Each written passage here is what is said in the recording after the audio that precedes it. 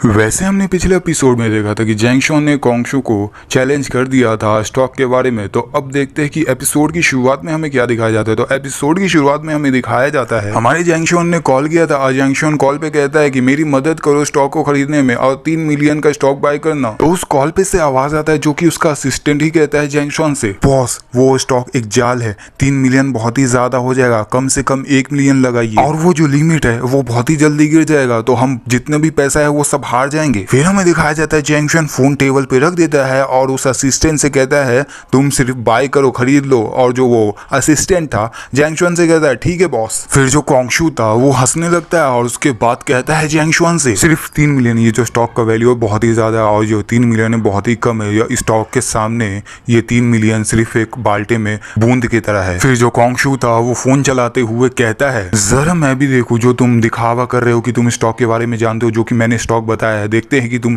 सही हो या मैं सही हूँ। फिर जो कोंगशू था वो देख के एकदम चौंक जाता है क्योंकि है ना स्टॉक गिर रहा था और मन में सोच रहा था ये जो स्टॉक है वो तो गिर रहा है। और जैंगशॉन का असिस्टेंट था वो भी कह रहा था जैंगशॉन से वैसे मैं डिटेल में नहीं जाऊंगा स्टॉक के बारे में क्योंकि तुम्हें भी नहीं समझ में आएगा ना मुझे समझ में आएगा, तो उतना डिटेल में नहीं जाते स्टॉक के बारे में, मैं सिंपल वर्ड में बताऊंगा।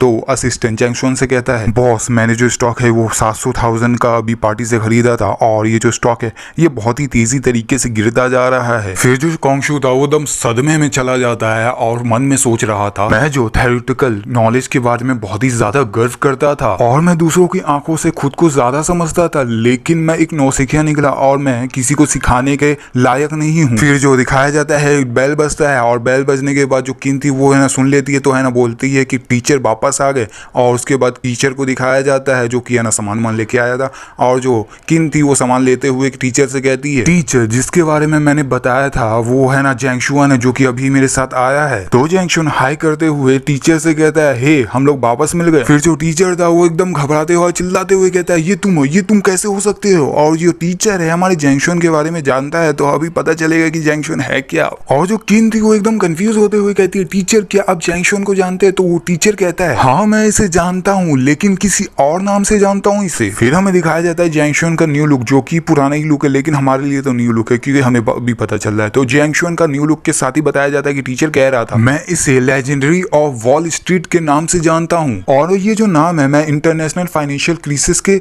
वक्त से जानता हूँ और इसने सिर्फ 1.3 मिलियन डॉलर से ही 150 मिलियन डॉलर सिर्फ 2 महीने में कमा लिया। और ये बात सुनकर जो कोंगशू है और किन है दोनों ही चौंक जाते हैं और जो उसका टीचर था वो कह रहा था और इसने जो हेज फंड को बनाया था वो है ना अभी दुनिया में फर्स्ट रैंक पे आता है। और जो जैंगशॉन था एकदम स्माइल मारते हुए एटीट्यूड में बैठा हुआ था और जो टीचर था वो कहता है ये लेजेंड है वॉल स्ट्रीट का और ये जो भी कमाता है वो सभी को दान कर देता है गरीब बच्चों में और इसलिए मैं इसे बहुत ही मानता हूँ। और जो किन थी वो चौंकते हुए कहती है क्या ये सब कुछ दान कर देता है। और जो कोंगशू था वो कहता है कि लेजेंडरी ऑफ वॉल स्ट्रीट है इसका नाम। फिर दिखाया जाता है सीन शिफ्ट हो जाता है अगले मॉर्निंग का और स्वान लेक को दिखाया जाता है जो कि टाउन विला का था वो भी इंजोव एरिया के पास। फिर दिखाया जाता है 2 बंदे को और उसमें से जो पहला बंदा जो कुछ फेंका था वो कहता है उस बंदे से जो कि नीचे बैठा हुआ कहता है कि क्या तुम थोड़ा सा भी कुछ भी नहीं कर सकते। और जो नीचे बंदा बैठा हुआ था उसका नाम बताया जाता है शोंग टाओ। फिर जो शोंग टाओ था उस बंदे से कहता है यंग मास्टर लिन किंजुन का जो हस्बैंड है उसके वजह से हम कुछ नहीं कर पाए,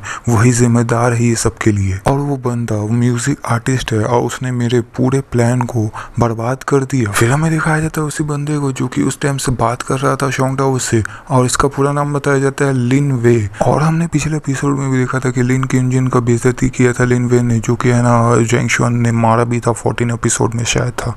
तो लिन वे कहता है शोंग टाओ से क्या वो एक म्यूजिशियन आर्टिस्ट है। फिर दिखाया जाता है वो लात मारते हुए लिन बे शोंग टाओ को कहता है कि मेरे साथ मजाक करना बंद करो और वो एक सिर्फ बेकार है और एक कुत्ता है जो कि हमारे लिन फैमिली में शामिल हुआ है और मैं तुम्हें सिर्फ एक मौका देने वाला हूँ, तुम्हारे पास सिर्फ 1 हफ्ता है इसे करने के लिए और मुझे इससे कोई फर्क नहीं पड़ता कि तुम कौन सा तरीका इस्तेमाल करो, लेकिन मैं चाहता हूँ कि तुम लिन किंजुन का इज्जत और नाम दोनों ही बर्बाद कर दो। तो शोंग टाओ घबराते हुए कहता है मैं अपनी तरफ से पूरी कोशिश करूंगा, बेस्ट दूंगा। फिर दिखाया जाता है सीन शिफ्ट हो जाता है और उसका नाम बताया जाता है कि जगह का international convention and exhibition centre जो इंजहाव में है। और उसके साथ ही मिचेल और लिन किन जुन को भी दिखाया जाता है, जो कि मिचेल लिन किन जुन से कहती है, लिन किन जुन अगर तुम प्रोफेशनल आउटफिट में जाओगे तो कोई भी तुम्हारा इरादा पता कर सकता है। फिर दिखाया जाता है लिन किन जुन मिचेल का बात नहीं सुनते हुए जाने लगती है आगे। जो मिचेल है उसके पीछे जाते हुए कहती है लिन किन जुन से, आज बॉस आर्क फैंग बहुत लोगों से घिरे हुए होंगे और बहुत लोग चाहते होंगे कि उनसे बात करना, साथ में कॉपरेशन का मतलब तुम कह सकते हो कि मेल जुलाव बढ़ाना, कंपनी का बात करना वगैरह वगैरह। और फिर से मिचेल लिन किन जुन से कहती है, लिन किन जुन पहले तुम्हें कुछ हद तक नाटक करना होगा, उसके बाद जो तुम करना चाहो वो कर सकती हो, लेकिन तुम अपने आप को फोर्स मत करो इसमें। फिर दिखाया जाता है लिन किन जुन रुक जाती है और मिचेल से पीछे पड़ते हुए कहती है, कोई ऐसा है जो कि लिन फैमिली को कम वक्त में टारगेट बना रहा है और ज्यादातर जो पार्टनर्स है कंपनी के वो फंड्स को निकाल रहे हैं, मतलब कि वो अपना पैसा निकाल के वो चले जा रहे कंपनी को छोड़, कोई शायद ये मतलब हो सकता है। फिर दिखाया जाता है लिन किन जुन वहां से जाते हुए मिचेल से कहती है, आर्क फैंग बहुत ही बड़ा इन्वेस्टर है शीशिया प्रोविंस में, मैं जितना जल्दी उससे मेल जुलाव बढ़ा लूंगी तो मेरा लिन फैमिली जल्दी ही बच जाएगा इससे। ये जो मिचेल थी वो मन में सोच रही थी लिन किन जुन बहुत ही बेताब है, लेकिन आर्क फैंग जो कि उससे कॉपरेशन करना, मेल जुलाव बढ़ाना बहुत ही मुश्किल होगा और ये बंदा इंजहाव में पूरा बिजनेस चला सकता है अकेला, क्योंकि इसके पास इतना ताकत है और जो एक्सिबिशन हो रहा है ज्यादातर